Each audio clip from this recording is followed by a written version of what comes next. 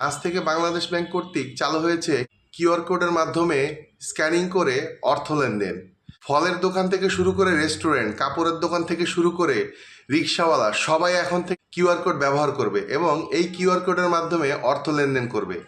এই কিউআর কোডে হাজার প্রতি ক্যাশ আউট করতে গেলে 11 টাকার মতো খরচ হবে। 2019 সালে ভারত সরকার সমগ্র ভারতে ইউপিআই নামের একটি কিউআর কোড স্ক্যানিং লেনদেন চালু করে। তারা সর্বস্তরের জনগণের জন্য এই লেনদেন ফ্রি করে দেয়।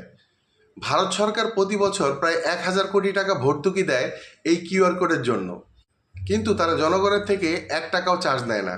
এর ফলস্বরূপ ভারতে ইউপিআই এত জনপ্রিয় হয়েছে যে তরকারিওয়ালার থেকে শুরু করে রিক্সাওয়ালা পর্যন্ত সকলেই এই কিউআর কোডের মাধ্যমে লেনদেন করে। কিন্তু বাংলাদেশে হাজার প্রতি 11 টাকা নির্ধারণ করায় এই সিস্টেমটি কতটা জনপ্রিয়তা পাবে তা নিয়ে এখন সন্দেহ প্রকাশ করছে বিশেষজ্ঞরা।